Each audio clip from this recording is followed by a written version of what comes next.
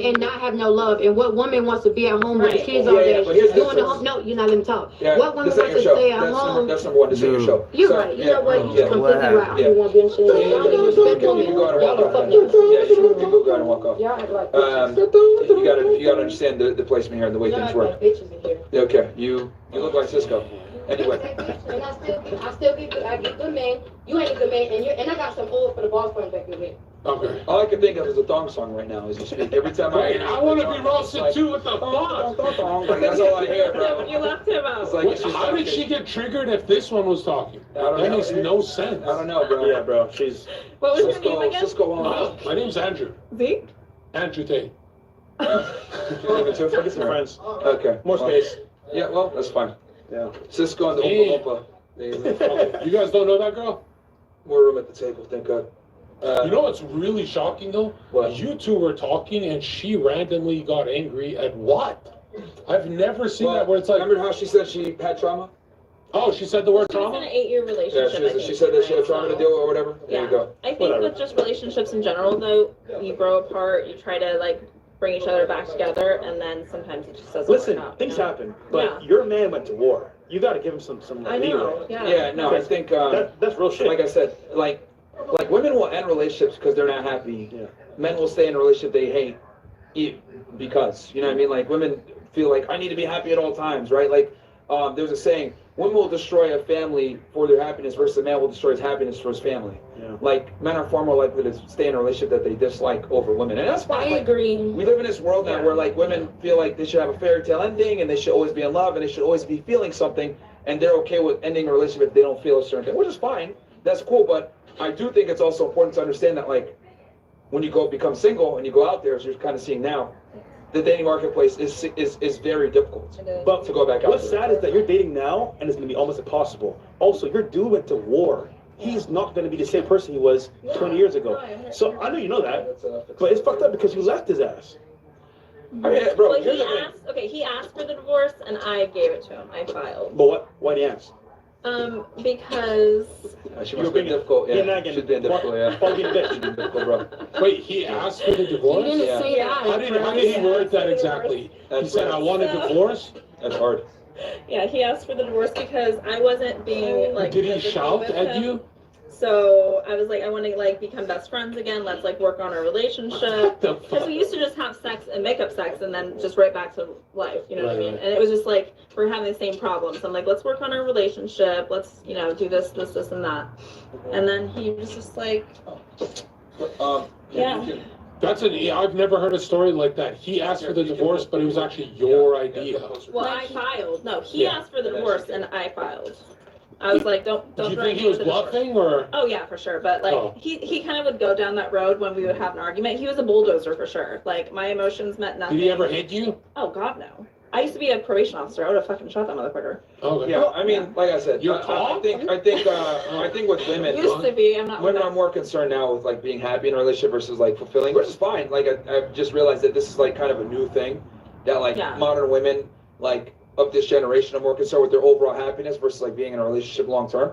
And I look at it like, cool, you can leave the relationship, but like you're probably not gonna find something better out there. Hold on, I'm gonna go a little further. I'm not having an attack at you, but if I had to put money on the table, you cheated. Hold on. That's the only thing that makes sense, because I've never heard a story like this, and I'm an expert. She said earlier that she left first. Now you're saying that. Yeah. No, you said Okay. So 100%, you said you left first. I had an emotional affair with someone. There you go. Oh, really? But there's no physical. Okay, how emotional? Like you confided in him? No, yeah, like we were friends, and then it became like flirtatious. Was he black? That's crazy. Oh, he was black.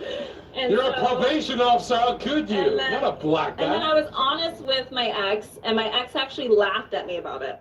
What do you mean? Because he was black? I told him about the emotional affair, and he laughed at me about it. What do you mean, laughed like it's nothing? Yeah, he laughed at me. Like it was funny. Said to me like, oh, okay, fuck me, you know what I mean? Like, oh, wow. Like, so my ex was emotionally unavailable. I found someone who was emotionally available. And you went to where with that guy? I didn't go anywhere with that guy. Oh, like, you texted? Literally. Just text? Yeah, I was just texting, stuff like that. Facebook? No. MySpace? You know the sad part? you left a man that took you in, cared about you, was your actual husband, and then you're in the streets. No, listen, I'm not in Lacaille. Calm down. Okay. First of all, I was honest with my ex, and he asked me why it happened. I was like, I think it's just because we don't have the connection that we used to have, emotional connection, right? Women are emotional beings. Doesn't make it right though. No, of course, I was in the fucking wrong, 1,000%. Like, I dealt with it. Trust me, 20 fucking years. Someone in chat said I would have laughed too. Yeah, no, legit. You know why he laughed though? Legit. He laughed because he's a fucking stud military guy, and he's like, this bitch is cheating on me. This is fucking hilarious. I didn't physically cheat, but emotionally cheating, I guess, is He probably would have rather you cheat on him than just go talk shit. I mean, after, yeah, I wish I would have fucking fucked the guy, because it's like, What? I'm being like, treated like I fucked the guy. Joe, Right? right, she did fuck him. She just said. She mind did fuck. Listen, I don't fear anyone, so I'm not gonna have to fucking You need to lie fear to you. God. Yeah, You need to fear God. I don't fucking lie because I don't fear anyone, so calm the fuck down. She says, Anna's Iraqi, right? That means obviously genetic to me because I'm a white man.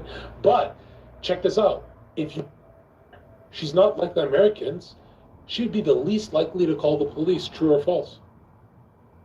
Because she's in Iraq till 2015. I guess. That's why I'm saying she has the most bang for buck. In case 20 years, I'm sure he pushed you at least, right? They gotta push you. He never pushed you? I love pushing women. What the fuck? I'm like, that's legal?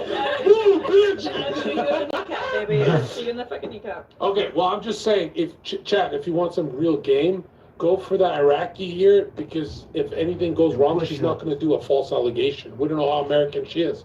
So, this is the best pussy to hit if you're mine. Right? I'm too racist to go inside an Iraqi. Like, I can't have an Iraqi baby. I can't risk that. I'm Albanian. Like, come on. Desert Storm. Yeah, I can't Desert Storm that. But I'm telling you, Myron, if you go inside of her, you're going to be like, Zerka's right. I feel cozy in here. Why am I thinking Zerka? All right, nigga. All right. I'll read some of these questions. What made you start this podcast? Russ, you take it away. Helping men become better, and of course, dating advice. All right, Zerka, what about you? I'm not gonna lie. The craziest email, message, DM I've always gotten is the stuff that you guys are used to. That whole, I feel so, and I don't know how many of these people are actually. Who asked that question, by the way? It's a good question. I don't know how many of these emails are actually real about. But it feels like when you're 22, 23 years old as a man, or 24, you start dealing with levels of despair where not your brother, not your mom, not your dad, no one knows how to deal with it. So you don't know how to ask for anything. But then you turn on the channel and you go, Myron, Fresh, or Zerka went through exactly what I'm going through. They're talking about it and they're angry, so it's real. They're talking about this breakup, this stuff. My favorite part of doing this online shit is, bro, when I went through this dark shit, I swear to God, there was not one YouTuber out there to watch. And I watched, a lot of people are like, how'd you do so good on the show? I watched you two for a year. Everyone thinks I'm lying here. They're like, no way. You could tell when I sat down. The show we did was hilarious. Do you guys remember when I sat down that I knew it wasn't my own red pill. It was a lot of your talking points too. But I watched the show for a year because I'm like, I started because Myron kept talking about Vegeta. And he was like, I'm like, why does this grown man know who Vegeta is? What the fuck? And when I started watching the show, I'm like, finally someone's actually saying, like when Myron, you said, if you have bitches in line, they get in line. I was still at a point in my life where I was like, I don't know how true that is. It's true for me, but I don't know how true it's true for everyone. If you have fucking 10 of these Abigail mids, you get 50 bitches DMing you. And the first time I saw real people are like, what's your favorite red pill? Is it Kevin Samuels? I don't like Andrew Tate. I don't like Kevin Samuels. Rest in peace, all that. But my favorite red pill is this fucking table. And you know what's crazy? All Myron and Fresh do now is go live talking about YouTubers who shit on YouTube, and then the relationship's going to hell. And that's my favorite part of the show. Myron's with Angie, while everyone's relationship is going to hell, and that's my favorite part. Even if they broke up right now, they've been together long enough to where it's real. So I'm saying, Isn't that funny how everyone who denied these the whole two thing with, got fucking exposed like some fucking faggots? Fuck you all! Well, I will say, we called the shit that was going to happen with DDG. Exactly. Exactly. Neon too? Oh, yeah, Neon. Wait, is he still where? This look good, but it's... Bro, that was all Klaus She's been Siphon, bro. all over the place. Yeah, bro, she had Klaus Siphon. Yeah. And you're hot. Yeah. You're hot. Don't ever That's my forget that. sister. What? Mm-hmm. Wait, Really? No, it's not. No, that's my Not spirit like- Whatever sister. that is, what is that material called? I don't know what this napkin material is called. This is how every fucking bitch on us should dress. Here's a good one. What are some red flags women should look out for in potential partner? If you answer for money? Yeah, if you ask for money, that's a big one. Also, ladies, if he pays for things in cash, be careful. Yeah. If he brings a fucking big ass bag to come sleep over your house, like he's gonna move in. Like, come on now. There's another bigger bag. Like, when you're coming over, don't bring shit. Did that happen to you? Yes. Of course. How can like bring a toothbrush? Yeah, that's Bro, crazy. I ain't bring gonna a lie. toothbrush in the bag too. Yeah, well, if they're not homeless, oh. No, we're good. Shit, that scared the fuck out of me. I thought we actually had the What happened? Someone clicked the thing? I can still hear my mic, though. Oh. Somebody to press. What? Fucking the show up. Okay, We're gonna. Yeah, someone's feet kicked the thing. We're good now, we're It's good. fine. I'm sorry. All right. Of course. Yeah, be sorry. Tell them both, fresh did. I mind, said I'm I'm sorry. sorry. Look them in the eye and say I'm I sorry. was looking at Myron when I said it. Yeah. All right. I feel Iraqi right now. All right. What was the next one? Okay. Wait, hold on. Shit. Monogamy versus non-monogamy, which works and why? You know, Myron, you totally flipped me on that. I love having one girlfriend to travel the world with. And it was my only say. People are like, dude, you're so fucking crazy. You must have a flaw. Like, you gotta have something. Everyone has a simpy energy. I'm like, I do have a simpy energy. I like one woman at a time. But I swear to God, Myron, it's less money if you do that. I swear, if you do this one woman at a time in 2025, something happens to you where she wins, you lose. If you do this fucking life where all you bitches get to have me, you fucking go up in life. And bro, that's just how it is. If you're a top 1% male and you have only one girlfriend, when have you turned out not to be? Let's be real. Every 1% male with one girlfriend only, they always let me down on some fucking weirdo shit. They always turn out to be some bitch-ass sim, and they always regret it. That's why you'll always see them in one relationship, then they'll have 5 girlfriends. I recommend 5. What do you mean lay off the coke? Hand on God, there's no drugs on this episode. I'm passionate about the red pill, and I'll tell you this, there were so many times where I battled with Myron. I'm like, what does Myron mean by if I become high value, they have to share me? Why can't I just have one girlfriend like I'm used to that?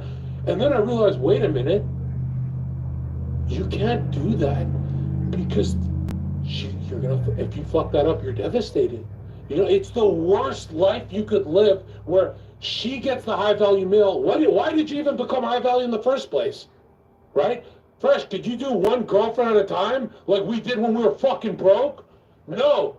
5 of you bitches gonna suck dick. I tried, bro. I tried. Yeah, I mean, My biggest regret. The problem with having one girl. I mean, look, if she's productive and helps you out, it could work. But just being monogamous only and her knowing that she only has you, it's not good. Unfortunately, women don't behave well when they know that they're your only option. Yeah. Unfortunately, I wish it wasn't like that, but it's just female nature to always want to be with a guy that can replace them. Here's what blew me away, Ryan. I'm so used to jealous women that I had no idea. Did you know if you're fucking other women while you have a girlfriend, do you know how wet your girlfriend actually is? Yeah. It's mind-blowing how wet women get when they're competing with other women. I've never been in a relationship where I'm like, why is she so horny? She's getting to share me. That should turn her off. It doesn't. They are lying when they say that turns them off. They're liars. Every bitch here, if they got conquered by some Nazis, they would be soaked. They'd be fucking soaked. You were trying to say something?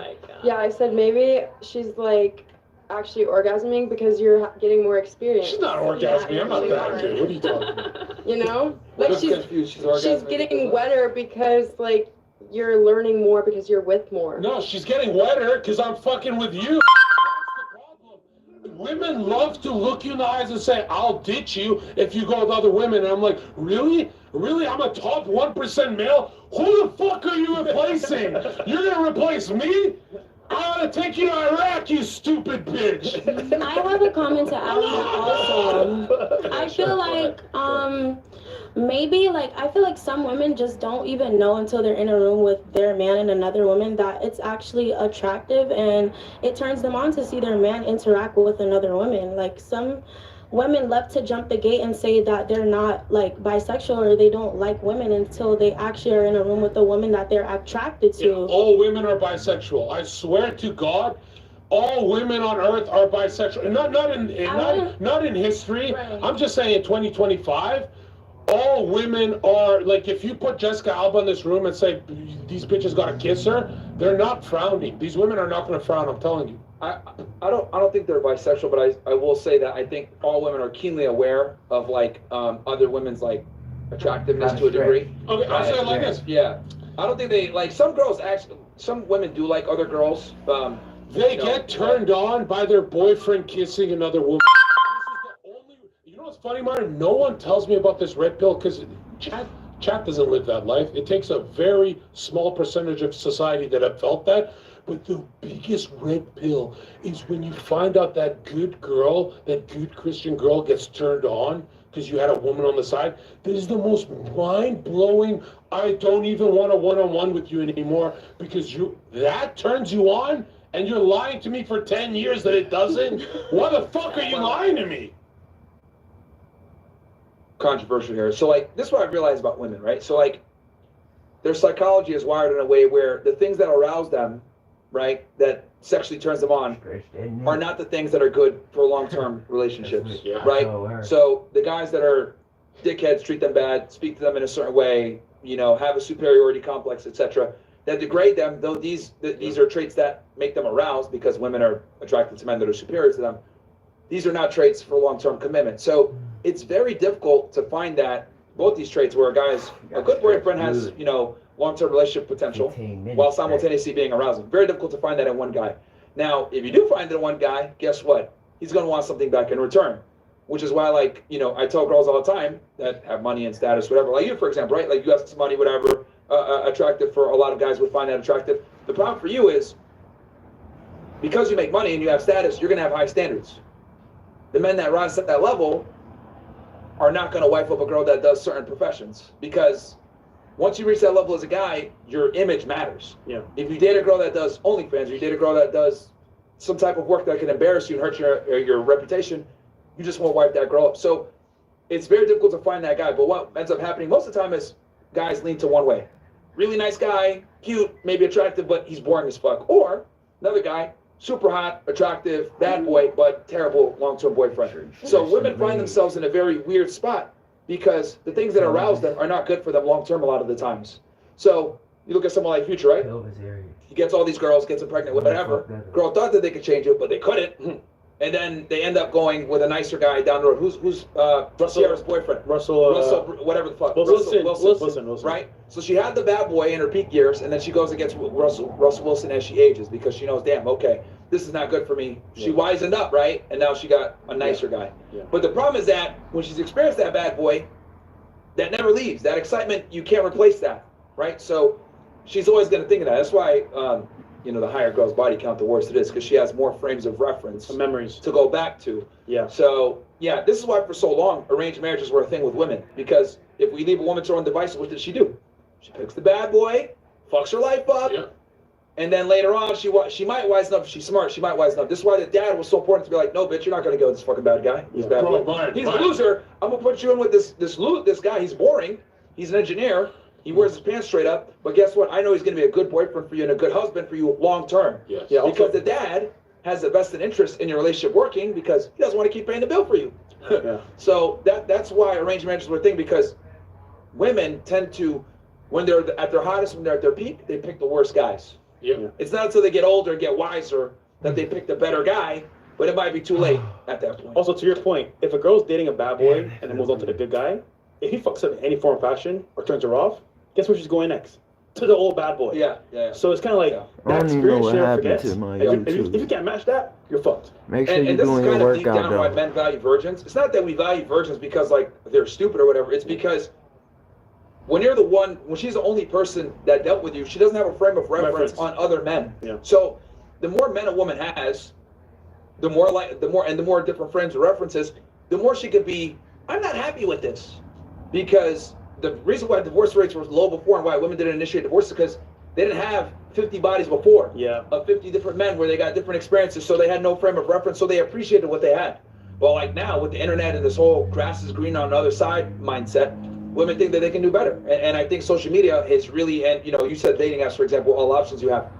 Well, they've done this experiment. You give someone 50 choices at an ice cream shop or 2 choices, they can easily make a decision with 2 choices. With 50, they can't make a decision. They walk out and can't buy. So the paradox of choice actually hurts women, and women have a lot of choice now. But this is why strippers, escorts, OnlyFans girls have options. So dating them is like, bro, if you don't do what they want, they'll go somewhere else. Yeah. So anyway, not good. This is going to be a controversial take, but I'll say it anyway. I don't think women have the capability of the same loyalty as men, and I'll explain what I mean by this. So the women's psyche is a psyche of extracting resources. And what I mean by this from a biological sense, right? Like, obviously, we're in modern society. Women can make their own money. Women can go ahead and fend for themselves, etc. Great. We understand that in modern society. However, the reality is women are still physically inferior to men. Women are still smaller than men, weaker than men, etc. So there's still primitive biological traits within their mind that dictate the way they behave. So, for example, men, we don't need to see other men with our women to know that our woman's attractive. We have the ability to look her up and down. I find her attractive. Cool. I don't need social proof to be attracted to her. Women don't operate that way. They see a guy, if he's by himself, oh, he's maybe handsome, but if he's there with 5 girls, oh, who is this guy? I kind of want to get to know him. So women make a lot of their decisions based off of the herd and the social dynamics, right? This is why men that have social status that are ugly are still able to get very attractive women, but it might not necessarily work the other way around, where a woman that's ugly that has social status might not necessarily be able to pull the same caliber of guy, right, on her level. So that's kind of where the disconnect comes. So I say that to kind of paint the picture and the foundation that women are inherently not loyal because that is detrimental to their survival. If a woman's with a man and that man shows that he can no longer provide, protect, provision, and he can't maintain his duties, what ends up happening is she'll look to another guy that can, because 1,000 years ago, this incompetency can get her killed. Not just her, but her child as well. So she has a vested interest in not just protecting herself, but her offspring. And if the man cannot provide that value for her and her offspring, well, her job is to survive alongside the children. Her duty is to herself and her children first.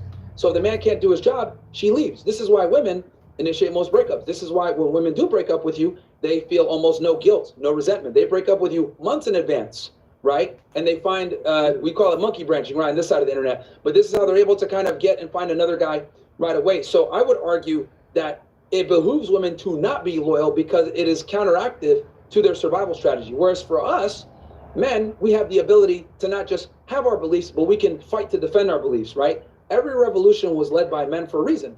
Men will pick up a sword to fight for their belief system, or a gun or a rifle. Women can't do that. So since they can't do that, they must align themselves with the strongest men that can ensure their survival. This is why, back in the day, a dude would have, the top guy, Genghis Khan, would have all the women. Why? Because he would ensure their survival. It doesn't go the other way around. So with men, I think the reason why men, it's a masculine trait to be loyal and stand by your bros is because we're looked at as warriors and we can stand and defend ourselves and our brethren. Women can't do that. So we don't hold them to the same standard, right? There's a reason why it's called, I'm a man of my word, right? And not, I'm a woman of my word. There's a reason why when they say, be a man, man up, 9 out of 10 times that means taking responsibility for not just yourself, but for other people. Women aren't held to these same standards. As much as people might say that's sexist or misogynistic, it's true. We almost infantilize women, and then if they do want to rise up and be responsible, we applaud it. Cool, you're responsible and you're loyal. But as a man, you're expected to do that. For women, if they do it, it's, extra credit. For us, we must do it. It's mandatory. And if you don't do it, you're considered a bitch, and we have social norms in place to embarrass you and to shame you for not adhering or being loyal. right? Being a snake as a woman is completely acceptable, but being a snake as a man, that's met with a certain level of vitriol, even more so, because we're supposed to be honorable, right? That's the reason why, like, when the two men meet and they shake hands, that's supposed to be something, right? Scarface famously said, Al Pacino, all I have in this world is my balls and my word. That's a masculine thing. It's not a feminine thing, because women inherently cannot be loyal based off their biology. So do you? Okay, So I gotta jump in. Well, hold on. Let me ask this one last question, and then you got it, Q. So by that, do you think that we should not hold women accountable or as accountable when they decide to move on based off of their circumstances, or based off of the whole mindset of survival, or leveling up when they then go with a different guy? Right now. That's a good question, because we're taking a biological urge and how they're wired, and we're Trying to go to boxing.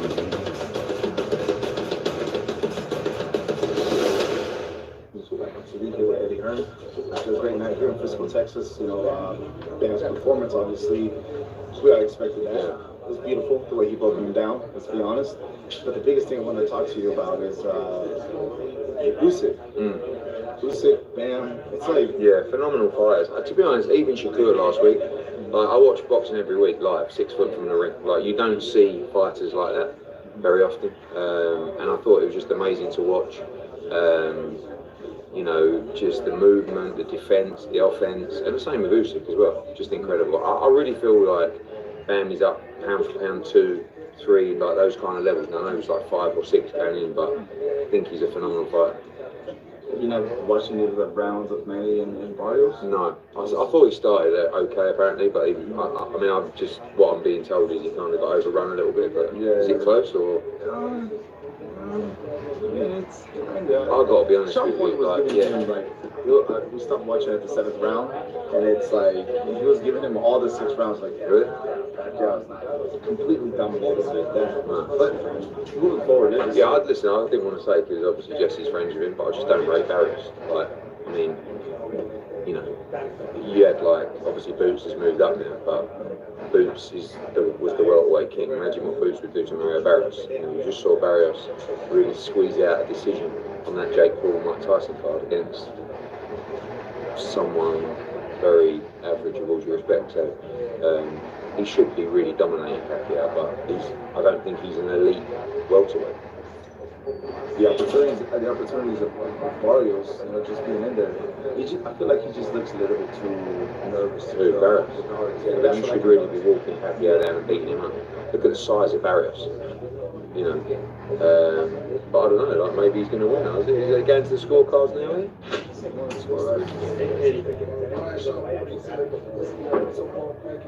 Really? 7-1. Really? I'm telling you. Yeah, Usyk's just phenomenal. I mean, what a fighter. Like, if you watch that fight, Usyk was under pressure in the first round because Dubois comes out fast like he did against AJ, and if he catches you, you're in trouble. And I think just after that, he just decided, basically, I'm not going to go on the back foot anymore. I'm going to take the fight to Dubois. And he just kind of beat him up. And obviously stopped him. I mean, he's beaten AJ twice, Fury twice, Dubois twice. Usyk beat that boy hard. But did you see that? You know, they had, it's a little bit out of context here. Hope he doesn't hear it, but I was in there with Usyk. I know, man. Yeah, what's going on? Like, what's going on here? You got pound for pound number 1 facing off with Jake Paul in the ring. The world's gone mad. Like, fair play to Jake Paul. I mean, like, what's he even doing there? I mean, what's he doing in the ring? But what's he doing fighting Anthony Joshua? Where do you rank them all time now? Who, Jake Paul? I rate, I mean, all time, like, I feel like legacy really is only established over time, but now you have to start talking about him as one of the greats. I mean, like, heavyweight greats. Like, I feel like there's very few fighters that would be able to compete over multiple generations against fighters like Mike Tyson, I mean, Ali, right? You know that Usyk can, I know it's a bit, you know, beat Ali, but what a fight that would be. I mean, 2 just genius fighters. You'd fancy him probably to beat Mike Tyson, right? Larry Holmes.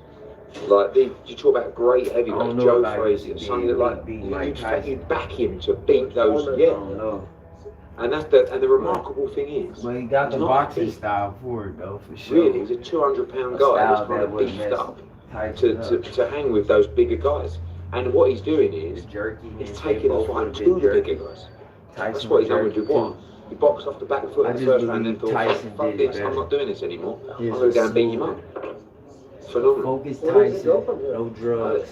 He should retire, but obviously it's a great performance. So if he's loving what he's doing, and good luck to him, he can carry on. But what else is there to do? Murder. Sorry, I can't see nothing but murder.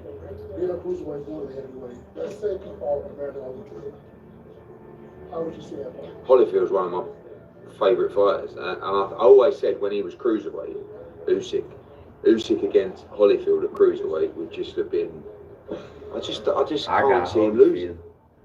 So I mean, even Holyfield. I mean, Holyfield was, you know, nothing special. Was harsh because he was very special. But do you know what I'm saying? Like, just tactically and style-wise, and what he does and his feet and everything. Like, Holyfield was just so tough, granite chin, come forward, non-stop output. But Usyk's just like, you know, break it down, touch, move, touch, like. I just, I don't know. So when you flexing on you, when you hit them with when they think you ain't got it, and you just turn around and you be like, yeah, Amari Jones very good. I mean, like, you know, the guy was kind of awkward, but he was a journeyman really, but he doesn't really get stopped, and he got beaten up. Nishan adapting well to the pros, very exciting. Ammo done well actually. It was a good fight against Vasquez, and it was quite a tough fight because obviously he had an opponent that pulled out 5 days before.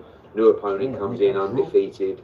I actually, you know, I know that he'll get criticised a little bit because he probably could have gone through the gears, but I was pleased with Diego's draw, yeah? Oh my God. Jesus Christ, a draw. Awful. It's a draw? Yeah. Yeah. So what is it? Go on. So what, like, I mean, But it just shows you, that's got everything to do with Mario Barrios. Right now, with all due respect, like, I'm watching yeah, imagine what Brian Norman would do to Pacquiao, or Boots would do to Pacquiao. What about Eddie Norman? You said when we talked, good fight. Good fight. When you sat down and talked to Marcos about like a month ago, you said he shouldn't be fighting for a world. He shouldn't. And I do agree with that, but you know, going for this, like, is it necessary for him to continue like Pacquiao? But look, the guy at Barrios just drew. He drew, or on his last fight on the Jake Paul card. Against, yeah. Like, I thought he lost the fight. I was there. I was ringside. It was awful.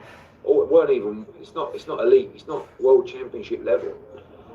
And you know, listen, respect to Pacquiao. I mean, he's gone in there after 5 years out and got a draw with a world champion. But you know. Hey Eddie, what's next for Shakur? We thought he was going to be here tonight. Yeah, he was going to, but he's chilling out. He's been everywhere this week, so he watched on TV. I think that I like the fight with Teofimo Lopez. You know, I think he should move up and try and become a 4-division world champion. Who you thought you seen him and Shakur on the show that they talking about? Oh, Conor Benn. Yeah, great. I mean, that's another great fight, you know, but I think we'll see what happens with Conor Benn and Eubank and then go from there. Last question, boys. With DP going forward, what do you want to give him next with all the belts on the